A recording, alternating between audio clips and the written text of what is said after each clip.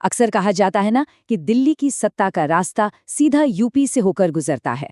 तो चलिए, आज के इस एक्सप्लेनर में हम भारत के सबसे ज्यादा आबादी वाले इस राज्य की पूरी कहानी को गहराई से डिकोड करते हैं। ये सिर्फ एक क्षेत्र की कहानी नहीं है, बल्कि सदियों के इतिहास, उलझी हुई राजनीति और अर्थशास्त्र का एक ऐसा ताना बाना है जिसने आज के उत्तर प्रदेश को बनाया है। और सच कहें तो इसी पर पूरे भारत का भविष्य भी काफी हद तक टिका हुआ है। अब जरा इसके स्केल की कल्पना कीजिए। मतलब सोचिए कि अगर उत्तर प्रदेश अपने आप में एक अलग देश होता तो क्या होता। ये दुनिया के सबसे ज्यादा आबादी वाले देशों की लिस्ट में एकदम टॉप पर खड़ा होता, 120 करोड़। और इसी विशाल जनसंख्या की वजह से ही ये हमेशा से भारतीय राजनीति और विकास का सबसे बड़ा केंद्र बिंदु रहा है। आज के हमारे इस एनालिसिस को हम 6 हिस्सों में बांटेंगे। हम ऐतिहासिक गौरव से शुरू करेंगे, फिर ब्रिटिश नीतियां, राजनीतिक अस्थिरता, क्षेत्रीय असमानता, आधुनिक पुनरुत्थान और आखिर में वर्तमान चुनौतियों और भविष्य पर बात करेंगे। तो आइए सबसे पहले भाग से शुरुआत करते हैं, ऐतिहासिक गौरव। देखते हैं कि कैसे यहाँ की उपजाऊ जमीन और नदियों ने इसे भारतीय सभ्यता का पालना बना दिया। अगर हम समय में पीछे जाएं तो सिंधु घाटी और ऋग्वैदिक काल से लेकर मौर्य और गुप्त साम्राज्य, फिर 7वीं शताब्दी में हर्ष के कन्नौज और मुगलों के आगरा तक, ये कोई छोटा मोटा समय नहीं है। ये हजारों सालों का एक ऐसा दौर है जहां ये क्षेत्र व्यापार और संस्कृति का एक बहुत बड़ा हब बना रहा। उस दौर में ये शहर कितने अमीर और ताकतवर थे, इसका अंदाज़ा इस बात से लगाइए कि 7वीं शताब्दी में जब चीनी यात्री हुएन सांग यहाँ आए तो उन्होंने लिखा था, कन्नौज ने पाटलिपुत्र की जगह ले ली है। ये साफ दिखाता है कि उस वक्त ये पूरा इलाका अपनी समृद्धि के बिल्कुल चरम पर था। अब आते हैं हमारे दूसरे भाग पर, ब्रिटिश नीतियां और आर्थिक पतन। यहाँ एक बड़ा सवाल उठता है कि आखिर इतना समृद्ध क्षेत्र इतने भयानक आर्थिक पतन का शिकार कैसे हो गया। देखिए, हुआ क्या कि औपनिवेशिक नीतियों ने जानबूझकर यहाँ के उद्योगों को खत्म करना शुरू किया।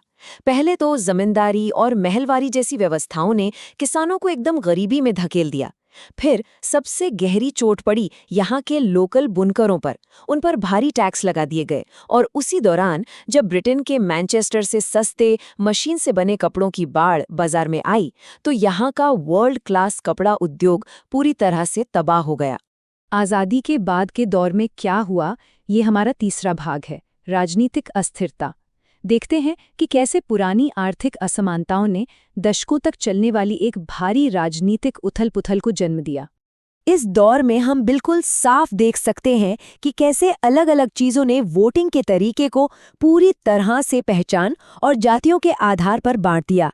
चाहे वो भूमि सुधारों का फेल होना हो, मंडल कमीशन के बाद पिछड़े वर्गों की राजनीति हो, या फिर 1992 का धार्मिक ध्रुवीकरण, इन सब ने मिलकर विकास जैसे मुख्य मुद्दों को राजनीतिक मंच पर एकदम पीछे छोड़ दिया। ये दौर कितना अराजक था, इसे सिर्फ एक आंकड़े से समझिए। इस राज्य में पूरे 10 बार राष्ट्रपति शासन लगाया गया। सोचिए, हालात ये थे कि साल 2007 से पहले किसी भी मुख्यमंत्री ने अपना 5 साल का कार्यकाल पूरा ही नहीं किया। अब ऐसे माहौल में किसी भी लॉन्ग टर्म विकास नीति का लागू होना लगभग नामुमकिन था। चलिए, अब बढ़ते हैं चौथे भाग की तरफ, कृषि और क्षेत्रीय असमानता। इस राजनीतिक उथल-पुथल के बीच जो गहरी आर्थिक खाइयां बनी, आइए उन्हें डिकोड करते हैं। क्या कभी सोचा है कि हरित क्रांति ने पश्चिमी यूपी को तो अपार धन दिया, लेकिन पूर्वी हिस्सा पीछे क्यों रह गया? इसका कारण बहुत ही प्रैक्टिकल था। पश्चिम में जमीनें समेकित थी, सिंचाई की व्यवस्था बेहतरीन थी।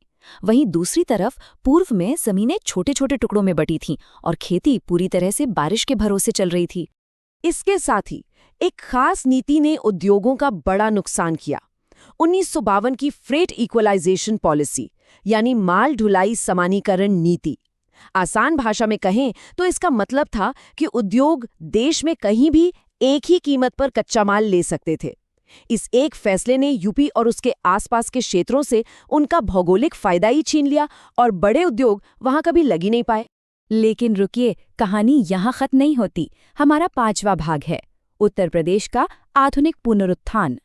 1990 के दशक और उसके बाद राज्य ने एक जबरदस्त आर्थिक वापसी की।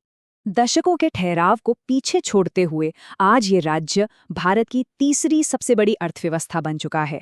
256 बिलियन डॉलर की जीडीपी। ये सच में राज्य के लिए आर्थिक विकास का एक नया और बेहद पॉजिटिव फेज है।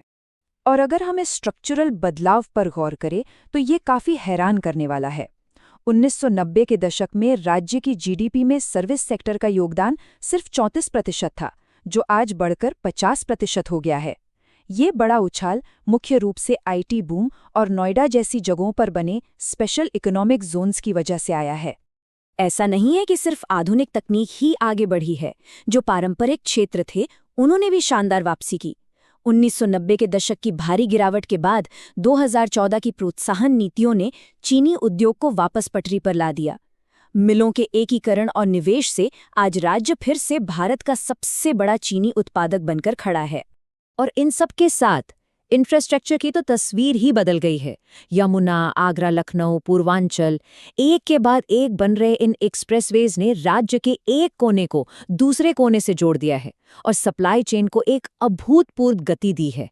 अब आते हैं अपने आखिरी और छठे भाग पर, वर्तमान चुनौतियां और भविष्य। इतनी आर्थिक ग्रोथ के बावजूद हमें उन गंभीर जमीनी हकीकतों को भी देखना होगा जो आज भी एक चुनौती बनी हुई हैं। देखिए, बड़ी आबादी की वजह से कुल जीडीपी तो बहुत बड़ी दिखती है, लेकिन जब हम इसे प्रति व्यक्ति आय के नजरिए से देखते हैं तो एक अलग ही सच्चाई सामने आती है।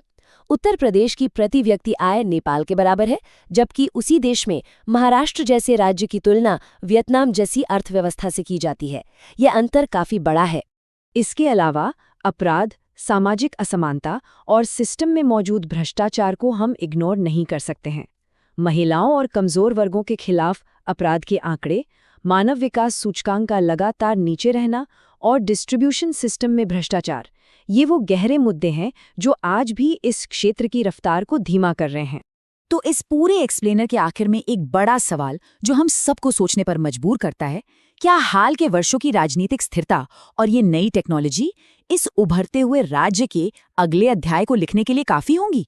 क्या एक मजबूत प्रशासनिक ढांचा आखिरकार उन मानव विकास की चुनौतियों को हमेशा के लिए सुलझा पाएगा जो दशकों से इसे पीछे खींच रही हैं? इसका जवाब तो अब आने वाला वक्त ही देगा।